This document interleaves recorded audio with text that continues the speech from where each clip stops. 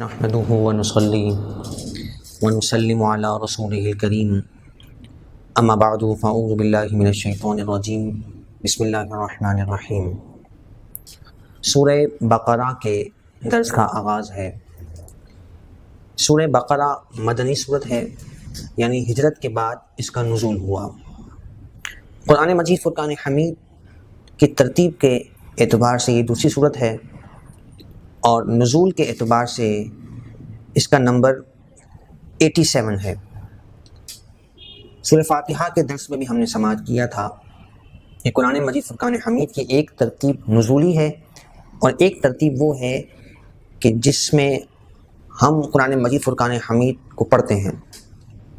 نبی پاک علیہ الصلوۃ والسلام پر جب آیات کا نزول ہوتا تو آقا علیہ الصلوۃ والسلام خود فرماتے کہ فلاں صورت کو فلاں صورت کے بعد رکھ دو، فلاں آیت کو فلاں آیت کے بعد رکھ دو۔ تو اس طرح قرآن مجید فرقان حمید کی ان صورتوں کی اور آیات کی خود آقا علیہ الصلوۃ والسلام نے ترتیب مرتب فرمائی، جس ترتیب میں ہم قرآن پاک کو پڑھتے ہیں۔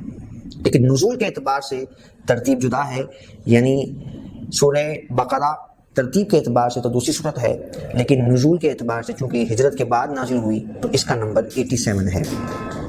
اس میں 286 آیتیں ہیں اور 40 رکوع ہیں۔ سورہ بقرہ یہ ان صورتوں میں سے ہے جو انتہائی برکت کی حامل ہیں، اور حدیث پاک میں ارشاد فرمایا گیا کہ جادو کبھی بھی سورہ بقرہ کا مقابلہ نہیں کر سکتا۔ تو اگر کسی کو جادو کا خدشہ ہو یا اسے یہ وسوسہ ہو کہ مجھ پر جادو کر دیا گیا ہے، تو اسے چاہیے کہ وہ اپنے گھر میں سورہ بقرہ کی تلاوت کرے۔ اور ایک حدیث مبارکہ میں یہ بھی بیان کیا گیا کہ جس گھر میں سورہ بقرہ کی تلاوت کر لی جائے تو اللہ تبارک و تعالیٰ 3 دنوں تک سرکش جنات سے اور شیاطین سے اس گھر کو محفوظ رکھتا ہے۔ سورہ بقرہ کی بالخصوص جو آخری آیات ہیں ان کی بڑی فضیلت بیان کی گئی، اور ان کے متعلق روایت میں یہ بیان کیا گیا کہ یہ سورت مبارکہ کی جو آخری آیات ہیں انہیں اللہ رب العالمین نے معراج کی شب آقا علیہ الصلوۃ والسلام پر براہ راست بغیر کسی فرشتے کے ذریعے براہ راست آپ نے ان آیات کو رب العالمین سے سماعت کیا۔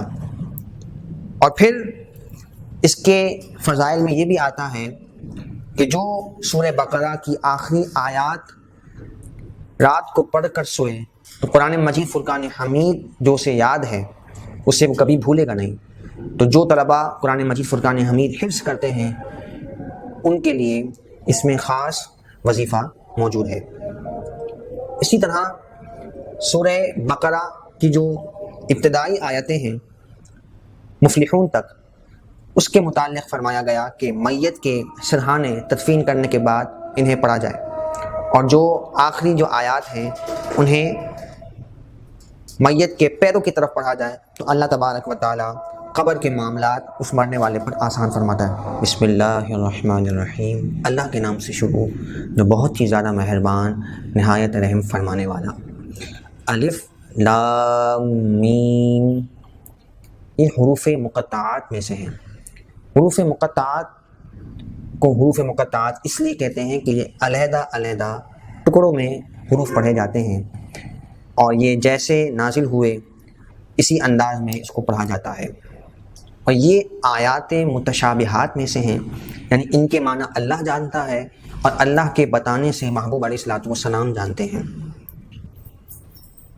یہاں ایک روایت قابل ذکر ہے، حضرت سیدنا جبریل امین علیہ الصلوۃ والسلام نبی پاک علیہ الصلوۃ والسلام کی خدمت میں جب سورہ مریم کو لے کر نازل ہوئے تو آپ نے جب اس کے آغاز کے حروف پڑھے کاف ہا یا عین صاد، تو جیسے ہی جبریل امین علیہ السلام نے کاف کہا حضور علیہ الصلوۃ والسلام نے ارشاد فرمایا میں نے اس سے سمجھ لیا۔ پھر ہا کہا تو کہا میں نے سمجھ لیا۔ یعنی یہ آقا علیہ الصلوۃ والسلام سے اللہ رب العالمین نے خاص راز و نیاز کی باتیں ان حروف میں فرمائی ہیں، اور سب حروف مقطعات کے معنی اللہ رب العالمین نے اپنے محبوب علیہ الصلوۃ والسلام کو سکھائے. اور اگر بالفرض یہ مان لیا جائے کہ آقا علیہ الصلوۃ والسلام کو ان حروف کے معنی معلوم نہیں، تو یہ اللہ تبارک و تعالیٰ کی ذات پر اعتراض ہے. بلا تشبیہ بلا تمثیل آپ اس کو یوں سمجھیے کہ اگر کوئی شخص چھوٹے بچے کے سامنے ماسٹرز اور پی ایچ ڈی لیول کی باتیں کرنا شروع کر دیں تو اس بات کرنے والے کی عقل پر لوگوں کو شبہ ہوگا کہ اسے معلوم ہی نہیں کہ بچے سے کس لہجے میں یا کس درجے کی بات کرنی ہے. تو یہ کلام مجید فرقان حمید اللہ رب العالمین نے اپنے پیارے حبیب علیہ الصلوۃ والسلام پر نازل فرمایا اور براہ راست حضور علیہ الصلوۃ والسلام سے کلام فرمایا گیا.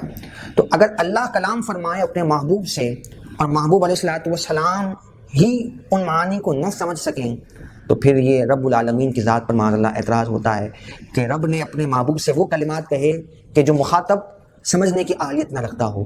تو یہ ماننا اور یقین رکھنا ضروری ہے کہ اللہ کی عطا سے، اللہ کے اذن سے، اللہ کے دیے ہوئے علم سے محبوب علیہ الصلوۃ والسلام بھی ان حروف مقطعات کے معنی کو جانتے ہیں.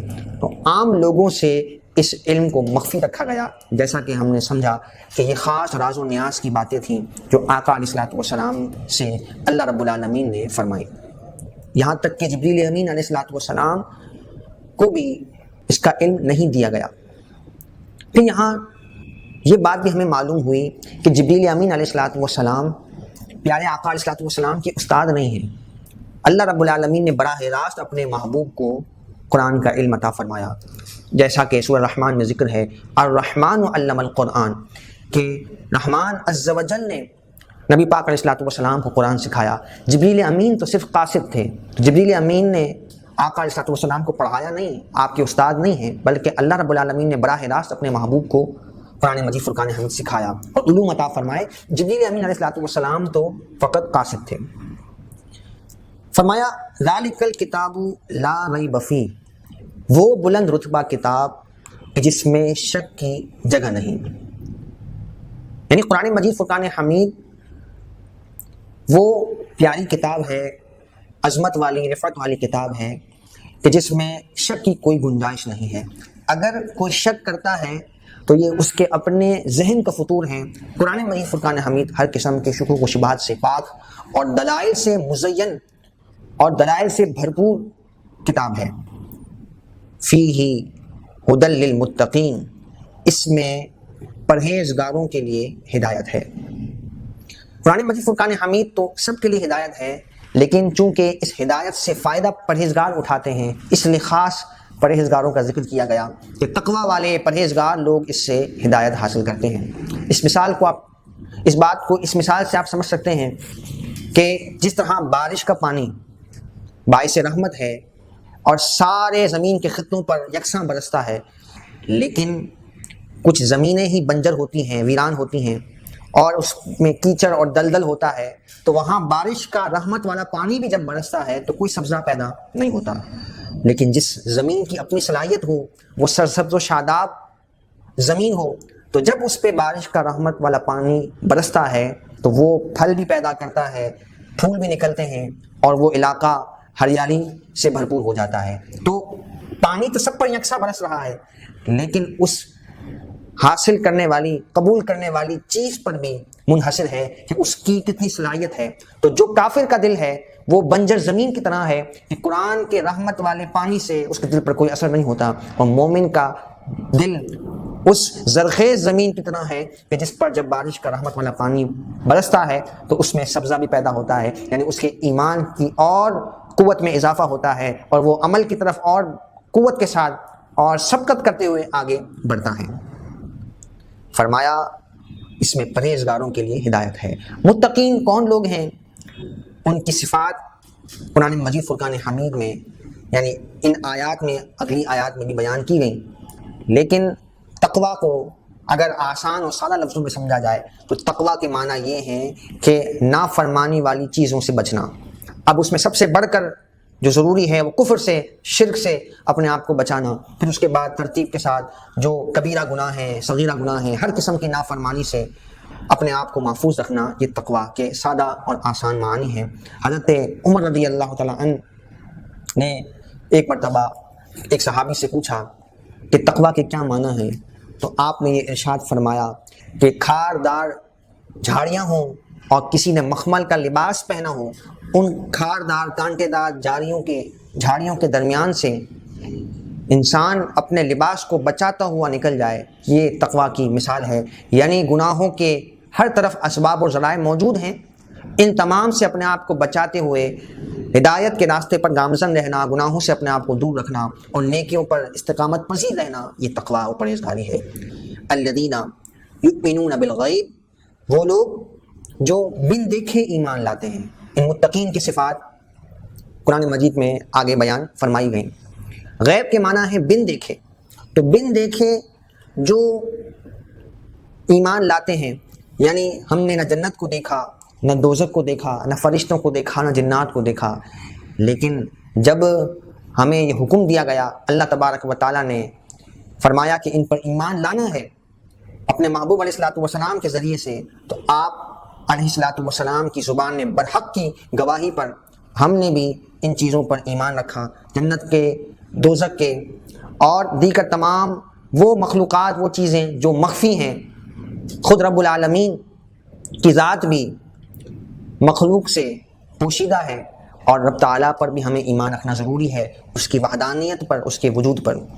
فرمایا الذین یؤمنون بالغیب، وہ لوگ جو بن دیکھے ایمان لاتے ہیں اور نماز قائم کرتے ہیں۔ یہاں نماز قائم کرنے کا ذکر ہے، تو مفسرین فرماتے ہیں کہ نماز پڑھنا یہ ایک مرتبہ کے عمل کو بیان کرنے کے لیے کہا جاتا ہے، جبکہ نماز قائم کرنا کے معنی یہ ہے کہ اس میں ہمیشگی اختیار کی جائے، پابندی اختیار کی جائے۔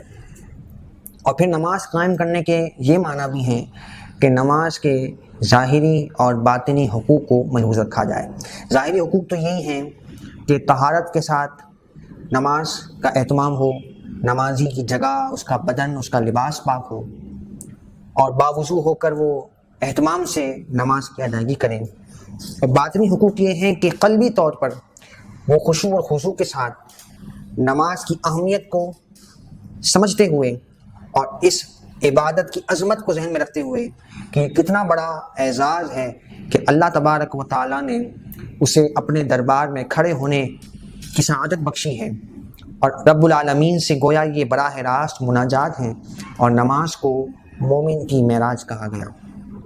وَمِمَّا رَزَقْنَاهُمْ يُنْفِقُونَ، اور اس میں سے جو ہم نے انہیں رزق دیا وہ خرچ کرتے ہیں۔ اس سے مراد زکوٰۃ ہے کہ جو مسلمانوں پر فرض کی گئی۔ اسی طرح صدقہ فطر یہ بھی مسلمانوں پر لازم ہے، جو مالک نصاب ہیں، وسعت رکھتے ہیں۔ اور اس کے علاوہ جو نفلی صدقات ہیں اس کی فضیلتیں بھی احادیث میں کثرت سے بیان کی گئیں کہ صدقہ یہ بلاؤں کو ٹالتا ہے، اور صدقہ وہ عظیم عبادت ہے کہ جس کے بارے میں آقا علیہ الصلوۃ والسلام نے ضمانت دی، قسم اٹھا کر ارشاد فرمایا کہ صدقہ دینے والے کا مال کم نہیں ہوتا۔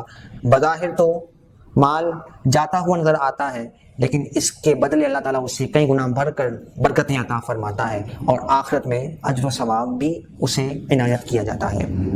والذین یؤمنون بما انزل الیک، اور یہ متقین کی ایک اور صفت یہ ہے کہ وہ ایمان لاتے ہیں۔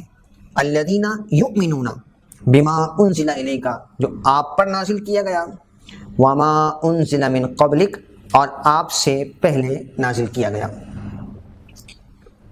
یعنی انبیاء سابقین پر جو کتابیں نازل ہوئیں، جو صحیفیں نازل ہوئیں، ان پر ایمان لانے کا ذکر ہے، ان پر ہمیں اجمالی طور پر ایمان لانے کا حکم ہے۔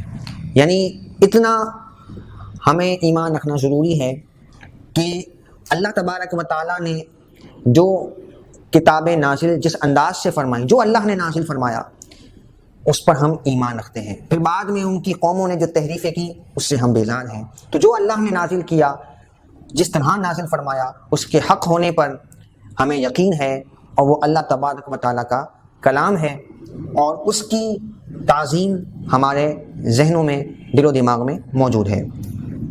وبالآخرۃ ہم یوقنون، اور آخرت پر وہ یقین رکھتے ہیں۔ یہ متقین کی صفت بیان کی گئی کہ آخرت پر ان کا یقین ہوتا ہے۔ تو بندہ مومن کے ایمان کی بنیادوں میں سے یہ بات ہے کہ وہ قیامت کے دن پر یقین رکھے اور مر کر دوبارہ اٹھنے پر یقین رکھے۔ یہی وہ نظریہ ہے، یہی وہ سوچ ہے، عقیدہ ہے کہ جو انسان کو گناہوں سے بچاتا ہے اور اللہ تبارک و تعالیٰ کا خوف اس کے دل میں پیدا ہوتا ہے۔ اگر عقیدہ آخرت میں ہی خرابی آ جائے تو پھر انسان گناہوں پر دلیر ہو جاتا ہے، جس طرح یہودیوں کا طرز عمل تھا کہ وہ کہتے تھے کہ آخرت میں جب ہمیں اٹھایا جائے گا تو 40 دن جو ہمارے بڑوں نے بچھڑے کی پوجا کی تھی، بس اتنے دن ہمیں عذاب دیا جائے گا، اس کے بعد ہمیشہ ہمارے لیے جنت ہے۔ تو اس وجہ سے جب عقیدہ آخرت میں خرابی آ گئی اور غلط تصورات، من گھڑت مفروضے انہوں نے قائم کر لیے، تو پھر گناہوں پر وہ دلیر ہو گئے، اپنے آپ کو وہ تسلی دیتے رہے کہ ہم آخرت میں بخش دیے جائیں گے، جنت میں ڈال دیے جائیں گے، اور ہم تو اللہ کے پیارے ہیں۔ اس طرح کے الفاظ قرآن نے ان کے متعلق کوٹ کیے جو وہ اپنے نظریات قائم کیے ہوئے تھے۔ تو عقیدہ آخرت کی ایمانیات میں اس وجہ سے بھی بہت زیادہ اہمیت ہے کہ جب تصور آخرت ذہن میں ہو تو پھر اللہ تبارک و تعالیٰ کا خوف بھی پیدا ہوتا ہے، گناہوں سے بھی انسان بچتا ہے اور نیکیوں کی طرف رغبت اختیار کرتا ہے۔ ان صفات کو بیان کرنے کے بعد مومنین کا انعام ذکر کیا گیا اور ان کی شان بیان کی گئی۔ فرمایا اولئک علی ھدی من ربہم، یہی لوگ اپنے رب کی طرف سے ہدایت پر ہیں۔ واولئک ھم المفلحون، اور یہی لوگ فلاح پانے والے ہیں، کامیاب ہیں۔ یعنی ہدایت یافتہ لوگ یہی ہیں کہ جو ان صفات کے حامل ہیں، نمازیں بھی قائم کرتے ہیں، زکوٰۃ بھی ادا کرتے ہیں، بن دیکھے غیب کی چیزوں پر جو بظاہر آنکھوں سے دیکھی بھی نہیں جا سکتی ان پر بھی ان کا ایمان ہے، جس پر ایمان لانے کا انہیں حکم دیا گیا، اور آسمانی تمام کتابوں پر، قرآن مجید فرقان حمید پر بھی وہ ایمان رکھتے ہیں۔ یہاں پر بڑا ایک پیارا نقطہ مفسرین نے بیان کیا کہ جہاں آسمانی کتابوں پر ایمان لانے کا ذکر کیا گیا، وہاں یوں کہا گیا کہ جو آپ پر نازل کیا گیا اور آپ سے پہلے انبیاء پر۔ تو مفسرین فرماتے ہیں کہ اگر حضور علیہ الصلوۃ والسلام کے بعد کسی اور نبی نے آنا ہوتا تو ان پر ایمان لانے کا ذکر بھی ہوتا، اور ایمانیات کی تکمیل اس وقت ہوتی کہ جب آنے والے نبی پر بھی ایمان رکھا جاتا۔ تو یہ آیت کریمہ حضور علیہ الصلوۃ والسلام کی ختم نبوت پر دلیل بھی ہے کہ یہ فرمایا گیا کہ جو آپ پر ایمان لائے اور آپ سے پہلے، یعنی آپ کے بعد کسی نے آنا نہیں ہے، لہذا ان پر ایمان لانے کا تذکرہ بھی نہیں ہے، کیونکہ آقا علیہ الصلوۃ والسلام خاتم النبیین ہیں اور نبوت کا سلسلہ آپ پر ختم ہو گیا۔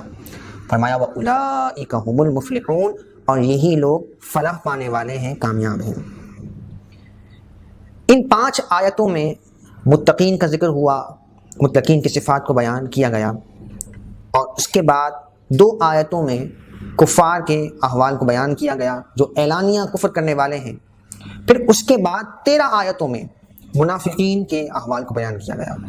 مومنین کے احوال 5 آیتوں میں، منافقین کے احوال یعنی کافروں کے احوال 2 آیتوں میں، اور اس کے بعد منافقین کے احوال 13 آیتوں میں۔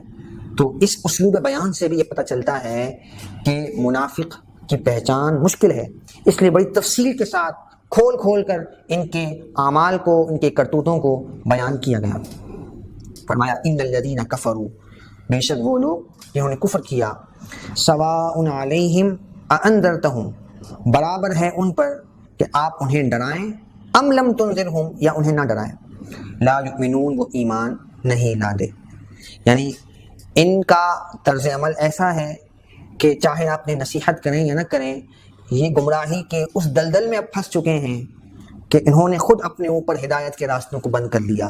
اللہ فرماتا ہے ختم اللہ علی قلوبہم وعلی سمعہم، اللہ نے ان کے دلوں پر اور ان کی سماعتوں پر، ان کے کانوں پر مہر لگا دی، وعلی ابصارہم غشاوہ، اور ان کی آنکھوں پر پردہ ہے۔